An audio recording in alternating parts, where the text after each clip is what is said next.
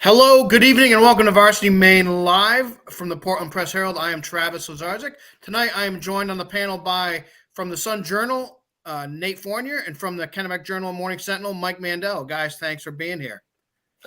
Thanks for having me. Our guest tonight is a longtime head girls ice hockey coach for the Chevers co-op team. Right now, he has his team in first place in the South Division with a 14-1 record. They have a big game Saturday at Yarmouth Freeport. Please welcome Scott Russo. Scott, thanks for being with us. Thanks for having me, Travis. Let's talk about that game coming up first. Great game when you first played them about a month ago at Traub Arena. It was a 3-2 win for you guys. Just kind of break down the matchups for us a little bit between you guys and the Yarmouth Freeport Club.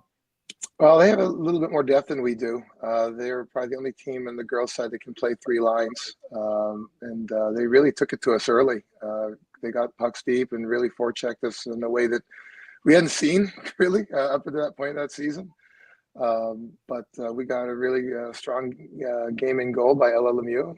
She really, especially at the beginning of the game, made a few big saves and kept us in it. And we were able to get a few timely goals late. Michaela Talbot had a hat trick that game and really kind of springboard her season. She was struggling a little bit prior to that game. So, kind of stole one a little bit. I thought for long stretches they were better than us for much of the night. But we were able to show some resiliency and character to get that win. What has been the your guys' focal point this year, to have the start that you guys have had this year? A lot of balance, Nathan. When Chris Ledwick, who's a good friend of mine, the coach of Brunswick High, said, Scott, I watch your team and there's nobody that really scares me. There's no one player that says we have to do everything to stop that player. You just have a lot of good across the board. I think our strength is actually our defense and our team defense. We have Bryn McKenney and Lily Johnson, who's hurt right now, but those two defensemen, juniors, are all-state caliber players, and one of them is on the ice all the time, and they really control the game for us. And it gives us a lot of chance to get out of our zone easy and, get pucks deep. And, we have a really good cycle game. We have a good puck possession game. Right now we're getting a lot of balance. I think of all our six forwards that play, every player has between, I think, 17 is our leading scorer, and every forward has at least 8 goals. So we're getting a lot of balance, and the kids are buying in, understanding that you score because it's your turn. You're the right player at the right place at the right time, and everybody has a night that works for them. But pretty unselfish. I think we only have 5 goals this year that are unassisted. So we're getting good puck movement. We're getting really good team play. And a lot of unselfish play. Scott, on a general hockey level, we talked before the show about all these co-ops in hockey, and it's pretty wild in my opinion.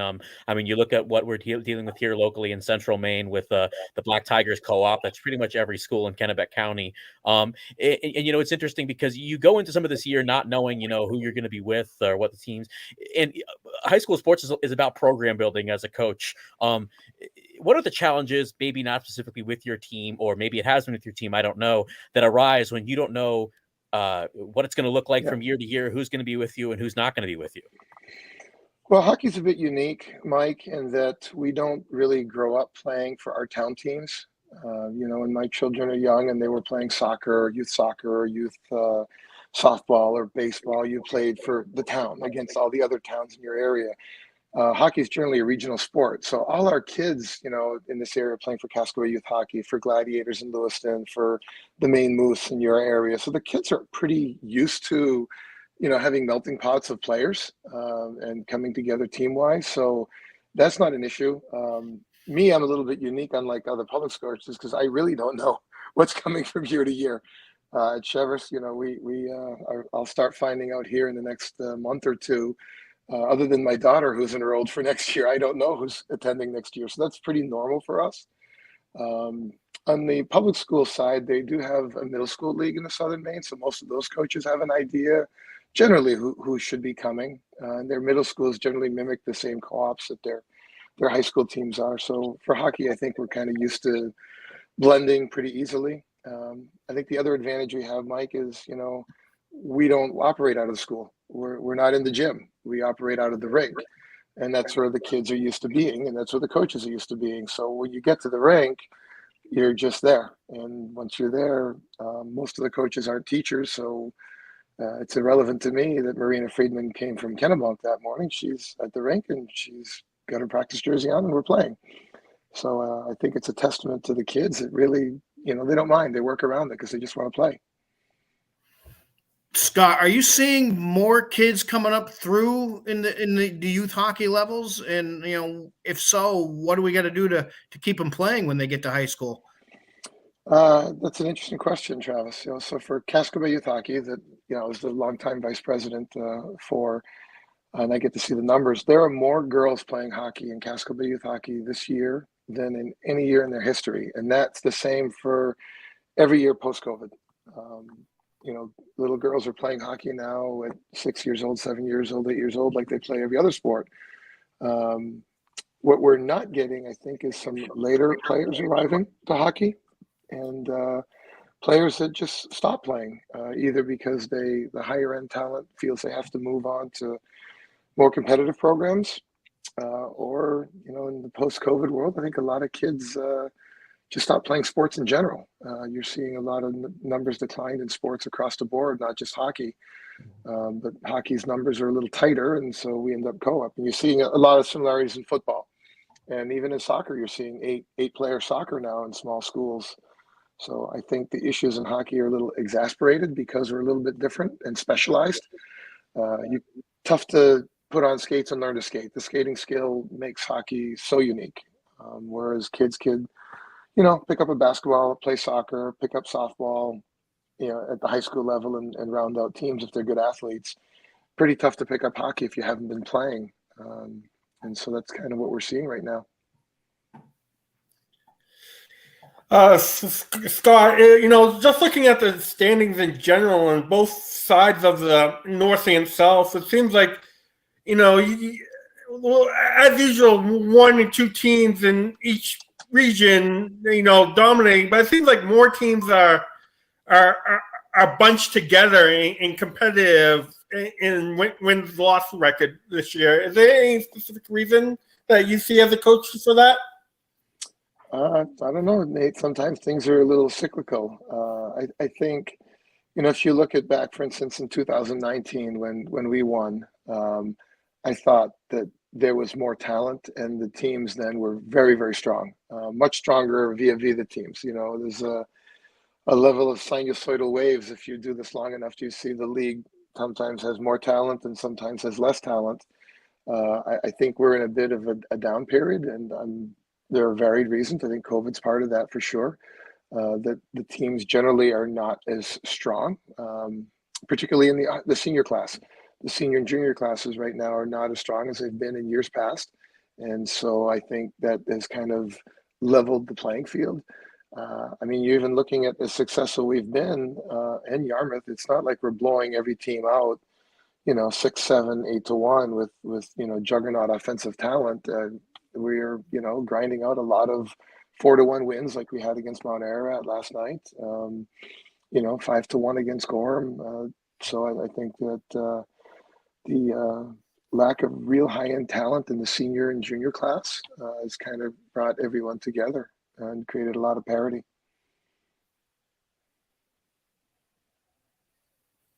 Anything else from you, Mike? No, I think I'm good. All right. Well, Scott, I appreciate you coming tonight. Good luck the rest of the season. And we'll probably be seeing you in the playoffs. Look forward to it, Charles. Thanks for having me. Have a good night. All right. That's Scott Russo, the head coach of the Cheverus Girls Co-op team. We have athletes of the week. So I will click over to those. We'll start with Sierra Carson, Oxford Hills girls basketball. She helped the Vikings earn wins over 2 of the top teams in the state by scoring 15 points against Cheverus on Saturday and 15 more against Bangor on Tuesday. Peyton Mitchell from Mount Abram boys basketball. He racked up 21 points in an overtime win over Mountain Valley, then scored a game-high 25 in a loss to Dirigo. Mike Mandel, it wasn't long ago that the Roadrunners were kind of suffering a long tournament drought, but at 8-3, they look poised to head back to the Augusta Civic Center. What can you tell us about Peyton and the Mount Abram basketball team? Well, I had the chance to see both of them the first week of the season. I had a chance to see two Mount Abram games in the first month of the season. The first week against Monmouth, and again in that Augusta Holiday tournament against Halldale. Peyton didn't have his best scoring night against Monmouth, but played good defense and got a lot of rebounds. And then he was one of the top scorers in that Halldale games. And you're right. Recently, it seems like he's reached another level with the 25 against Deergo in that close game, and 21 against Mountain Valley. And he's a major reasons that the Roadrunners, to whose two of whose three defeats this year have come to that state championship Deergo team, both games by 5 points or fewer, are looking to be a pretty dangerous team in February. You're right. It's a team that hasn't necessarily been strong historically, especially in recent years with that tournament drought you mentioned. But they've shown that they can play with the best. I think they're going to be pretty dangerous as we head into the next couple weeks. All right, Mike. Thank you. Michaela Talbot's hat trick helped the Chevers co-op team take a 4-1 win over the Mount Ararat co-op team in girls hockey. Scott just mentioned that game. Ashton LeClaire, Gorham boys basketball, the junior guard, scored 23 points as the Rams routed host Bonnie Eagle 83-46 Tuesday. Gorham was coming off an upset win against Thornton Academy, the top team in the AA South Heel Point standings. Brunswick's Dakota Shipley scored 25 points with 12 rebounds in the Dragons' 42-37 victory over Falmouth on Tuesday. Henry McCourt, Mount Blue Nordic Skiing, he won the 9-team 64 skier Maranacook fun race at Titcomb Mountain in Farmington with a time of 16 minutes, 23.8 seconds. That was 31 seconds ahead of the rest of the field. Cole Pulkinen from Oxford Hills boys basketball, the Vikings senior guard, scored 32 points in an impressive 75-42 win Saturday at Chevers. He added 16 in a tough 48-45 win at Bangor. Oxford Hills is atop the league standings with a 12-1 record. Maddie Fitzpatrick had 15 points and 19 rebounds, while Emma Lazat had 24 points and 10 rebounds in the Chevers girls basketball team's 49-35 win over previously unbeaten Thornton Academy on Wednesday. Charlie Houghton, Deergo boys basketball. Houghton continued a strong play with 33 points, including a 10-for-11 effort at the line in the unbeaten Cougars' 72-54 win against Winthrop on Saturday.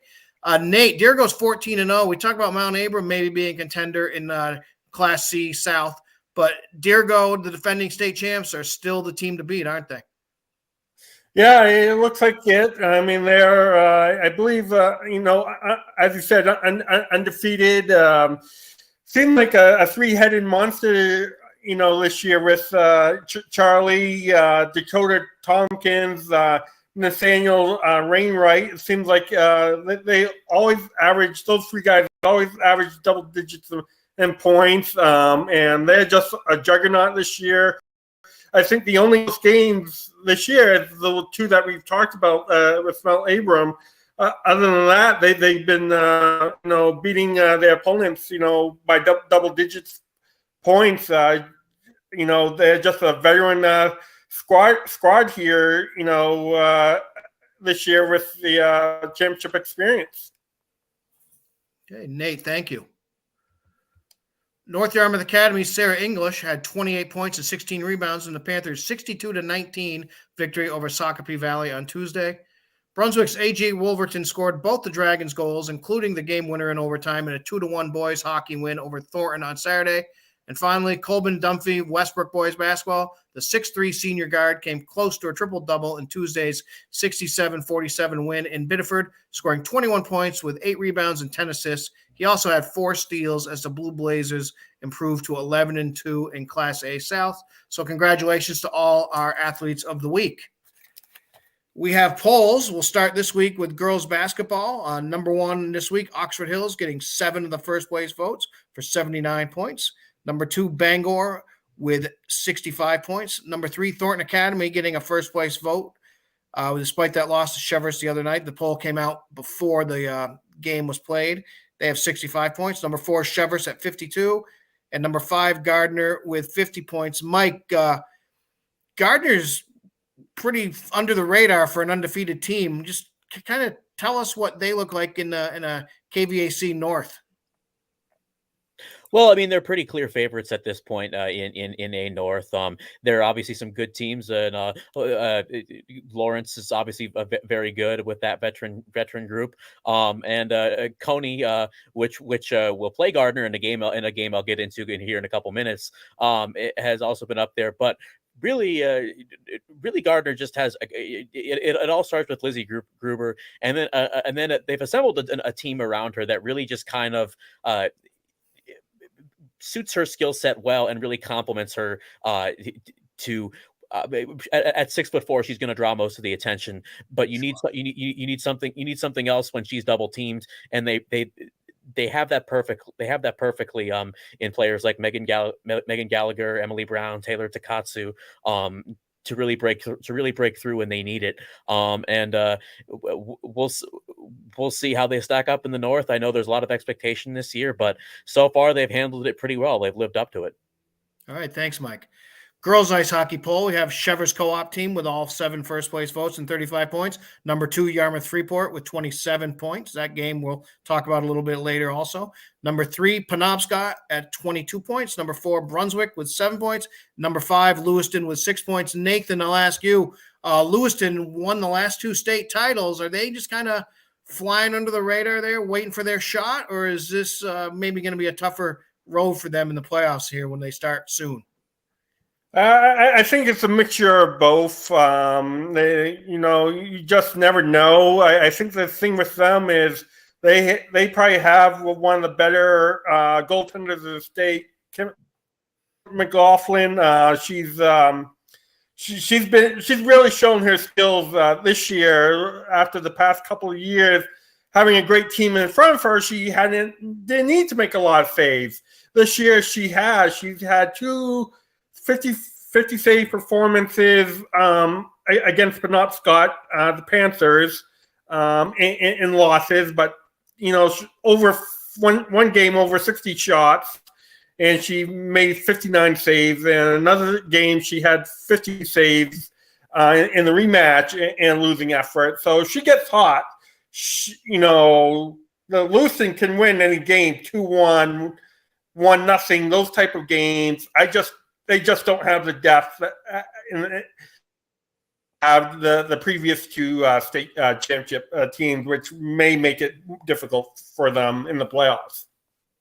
Okay, thank you, Nate. Boys ice hockey poll. Brunswick in first place with 6 first-place votes and 33 points, although it looks like they might have lost tonight. They were down 2-0 to Cape Elizabeth with about a minute to go. Number 2, Falmouth picks up the other first-place vote with 28 points. Number 3, Edward Little with 16 points. They're tied with Thornton for third. And number 5, Messalowski at 9 points. Nathan, I'll go back to you. Tell us about this Edward Little team. They might be one of the teams that I think in Class A. They just have veterans up and down the board. Starts with goaltending. Gage Ducharme is a goal experience for the past 3 years, or 4 years, I should say, dating back to his freshman year when he helped Edward Little to a deep off run in his freshman year. They got a lot of veterans up front. Campbell Cassidy, their go-to guy, but they got definitely around him, and Peyton Dyer, Tate Morris, Andrew Clements. So up front, they got a lot of firepower, and and defensively, they are solid. They lost a few players last year, but from last year's team, but they are just have replaced those guys very well. They just beat St. Dom's last night 3-2 in a back and forth contest in overtime, and I think the game will help them, down the stretch here, in those tight games, because as we've seen in boys hockey, anybody can beat anybody this year. Okay, thank you. Finally, we have boys basketball, and we have the rare tie for first place. Number 1 is Brewer with 4 first-place votes, and Oxford Hills with 3 first-place votes. Number 3, Lewiston picks up the other first-place vote, and they're followed by Thornton Academy and Portland. Mike Mandel, Brewer is pretty much the clear favorite in Class A North. I was looking at the standings with our colleague Drew Bonifant the other day in the office, and looks like 2 through 6, shake them up and throw them in a hat and pick them out, because any one of those teams can beat anybody else on any night. Yes. However, Brewers been challenged a lot more recently. They just played a couple an overtime game or two. So it's not they're still the clear favorite, but it might not be the formal coronation in A North that I think a lot of people might have been expecting at this time a month or so ago. But you're right, between Coney, Nokomis, Mount Blue, all those teams are right there. Skowhegan, now that their football players who were injured at the start of the year are back and healthy, have been a tough out. There's a lot of teams right there with them. Messalonsky, you can throw them in. They just beat Coney the other night. And they're not a team you're going to want to play in the playoffs. So you're right. It's a hodgepodge of teams right there that are going to make it. That it's going to make for some good games at the ACC next month.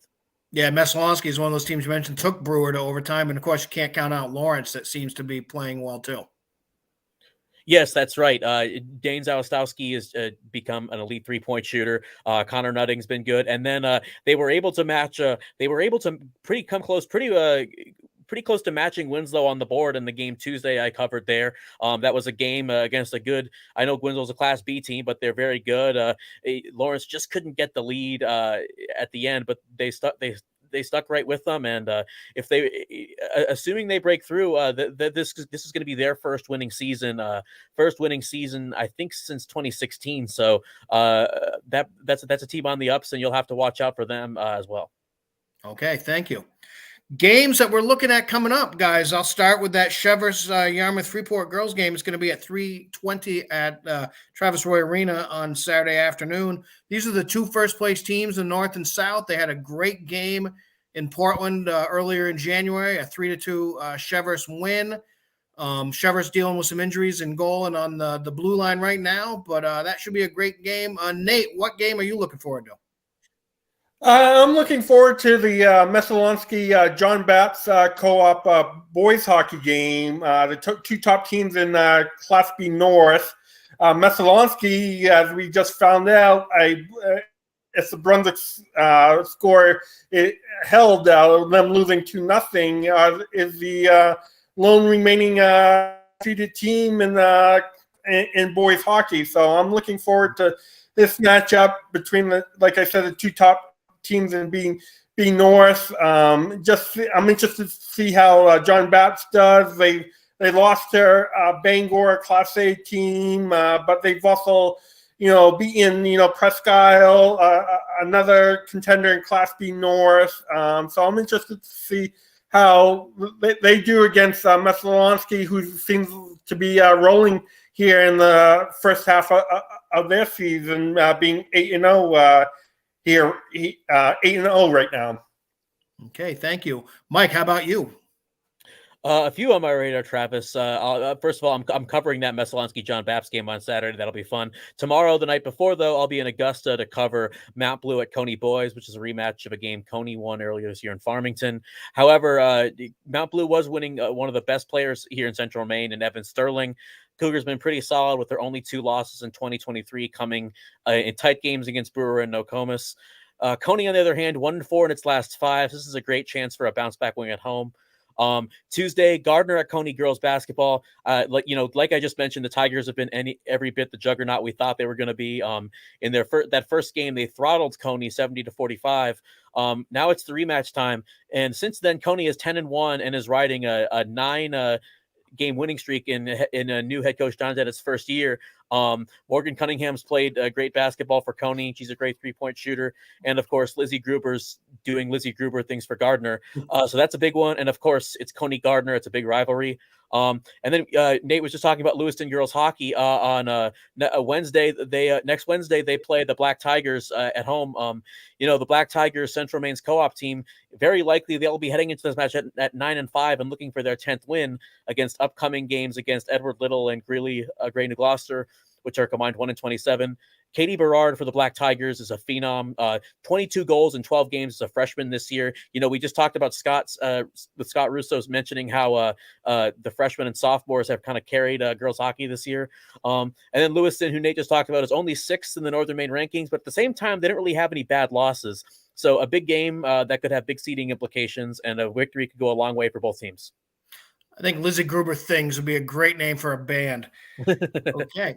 That's going to do it this week for us on Varsity Maine Live. I'd like to remind you to check out varsitymaine.com for all the best high school sports coverage in Maine. For Mike, for Nate, for Scott, I'm Travis. Thanks for joining us this week on Varsity Maine